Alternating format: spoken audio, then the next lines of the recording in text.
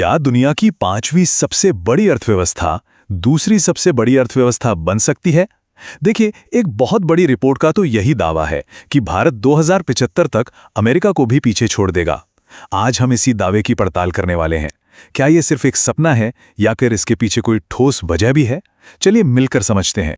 तो हमारी कहानी की शुरुआत एक ऐसी भविष्यवाणी से होती है जो अगर सच हुई तो दुनिया का पूरा आर्थिक नक्शा ही बदल कर रख देगी। ये कोई छोटा मोटा अनुमान नहीं है, बल्कि एक बहुत बड़ा दावा है। और ये है वो दावा।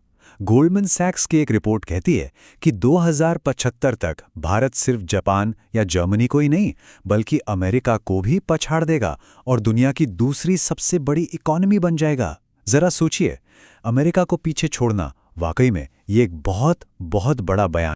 नंबर 2, इस एक नंबर में पता है दशकों का सफर और अरबों लोगों की उम्मीदें छुपी हैं। ये दिखाता है कि भारत की इस आर्थिक यात्रा का अंतिम लक्ष्य कितना विशाल है। तो भविष्य की इस बड़ी तस्वीर को समझने के लिए सबसे पहले ये देखना होगा कि आज भारत की आर्थिक नींव आखिर है कैसी। मतलब आज हम खड़े कहाँ हैं? आज की तारीख में भारत दुनिया की पांचवी सबसे बड़ी अर्थव्यवस्था है और हमारी जीडीपी करीब 3.94 ट्रिलियन अमेरिकी डॉलर है। हमसे आगे हैं जर्मनी, जापान, चीन और अमेरिका। अब जरा हमारी अर्थव्यवस्था की बनावट देखिए, ये काफी दिलचस्प है। सर्विसेज सेक्टर मतलब सेवा क्षेत्र देश की जीडीपी का आधे से ज्यादा यानी 58% हिस्सा बनाता है। लेकिन सबसे चौंकाने वाली बात क्या है मालूम है? देश की 2/3 आबादी आज भी अपनी रोजी रोटी के लिए खेती पर निर्भर है। ये एक बहुत बड़ा विरोधाभास है। जीडीपी में कृषि का हिस्सा तो छोटा है, पर उस पर निर्भर लोगों की संख्या बहुत ज्यादा है। और एक बार रुपए के सफर पर गौर कीजिए। 1947 में $1 की कीमत थी सिर्फ 3 रुपए और आज ये 83 रुपए के आसपास है। ये सिर्फ एक आंकड़ा नहीं है, ये भारत की पूरी आर्थिक यात्रा, उसकी नीतियों और दुनिया में उसकी बदलती जगह की कहानी कहता है। चलिए अब उन दो मेन इंजन्स की बात करते हैं जो भारत के इस अनुमानित विकास को असली रफ्तार दे रहे हैं। एक तो हमारी युवा आबादी और दूसरी हमारी डिजिटल क्रांति। तो सवाल ये उठता है कि इस असाधारण ग्रोथ की उम्मीद के पीछे असली ताकत क्या है? इसका जवाब ना 2 हिस्सों में छुपा हुआ है। पहला है निर्भरता अनुपात। देखिए, ये सुनने में थोड़ा मुश्किल लग सकता है, पर है बहुत आसान। सीधे शब्दों में इसका मतलब है कि काम करने वाली आबादी पर कितने लोग यानी बच्चे और बुजुर्ग निर्भर हैं।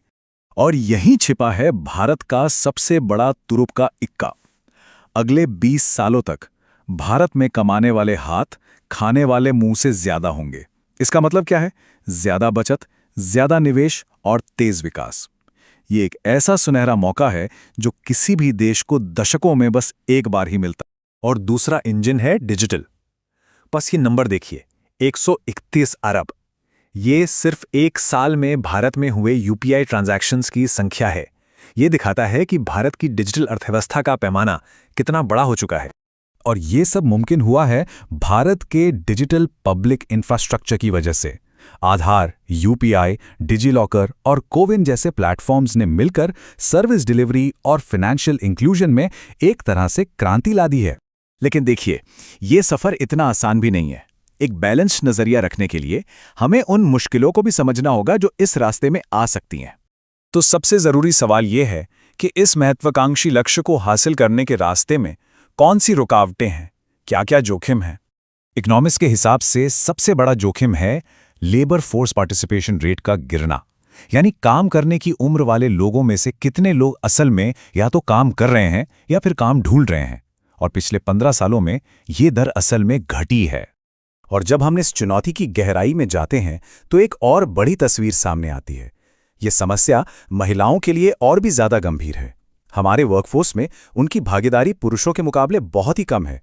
बात सीधी सी है, देश की आधी आबादी की क्षमता का पूरा इस्तेमाल किए बिना 2075 का सपना हकीकत कैसे बन सकता है?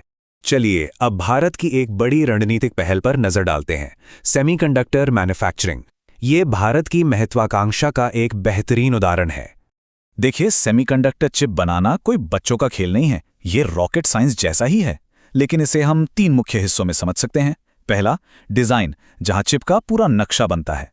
दूसरा और सबसे मुश्किल हिस्सा है फैब्रिकेशन, जहां अरबों ट्रांजिस्टर्स को एक नाखून जितने छोटे सिलिकॉन वेफर पर बनाया जाता है। और आखिर में आता है ATMP यानी असेंबली, टेस्टिंग और पैकेजिंग, जिसके बाद चिप इस्तेमाल के लिए तैयार हो जाती है। और भारत इस रेस में किसी भी हाल में पीछे नहीं रहना चाहता। सरकार ने इस इंडस्ट्री को देश में लाने के लिए 10 अरब अमेरिकी डॉलर यानी करीब 83,000 करोड़ रुपए का एक बहुत बड़ा पैकेज अनाउंस किया है। इससे पता चलता है कि भारत इस मौके को लेकर कितना सीरियस है। इस स्लाइड पर कुछ बड़े प्रोजेक्ट्स को देखिए जिन्हें मंजूरी मिल चुकी है। इसमें टाटा, माइक्रॉन और रेनेसा जैसी बड़ी कंपनियां शामिल हैं और ये ताइवान, अमेरिका और जापान जैसे देशों के साथ मिलकर काम कर रही हैं। ये दिखाता है कि भारत इस मिशन में ग्लोबल पार्टनरशिप के साथ आगे बढ़ रहा है। तो अंत में इन सभी संभावनाओं और चुनौतियों को एक साथ रखकर देखते हैं कि 2075 तक का ये सफर आखिर दिखता कैसा है। तो कुल मिलाके भारत की कहानी अपार संभावनाओं की है, जिसे युवा आबादी और टेक्नोलॉजी से ताकत मिल रही है। लेकिन इसकी सफलता इस बात पर टिकी है कि क्या हम अपनी पूरी आबादी को इस ग्रोथ में शामिल कर पाते हैं और अपनी योजनाओं को सही ढंग से लागू कर पाते हैं या नहीं। भारत के पास महत्वाकांक्षा तो है, इसमें कोई शक नहीं, लेकिन सवाल ये है कि क्या इसे हकीकत में बदलने का संकल्प भी है। इसी सवाल का जवाब आने वाले दशकों में भारत का भविष्य तय करेगा।